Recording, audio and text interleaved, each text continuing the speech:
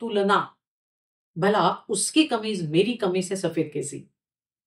माझ्यापेक्षा दुसऱ्याला चांगलं किंवा अधिक मिळू नये, कारण मला ते सहन होत नाही. आणि त्यांना जर अधिक मिळत असेल, तर माझ्यात काही कमतरता आहे का? अमुक नटी 2 मुलं झाल्यावर देखील किती सोडवलंय आणि मी तर तिच्यापेक्षा लहान असूनही काकूबाई दिसते. आधी आपल्या सभोवती असणाऱ्या लोकांसोबत चालणारी स्वतःची तुलना आता आपण पडद्यावरच्या लोकांपर्यंत पोहोचवली आहे. एखाद्या सीरियलमध्ये किंवा चित्रपटात दाखवलं तसं जर प्रेम माझा जोडीदार करत नसेल, तर त्याचं माझ्यावर प्रेम नाही. माझी जोडीदार जर मॉडेलसारखी आकर्षक नसेल, तर बहुतेक I am not getting the best.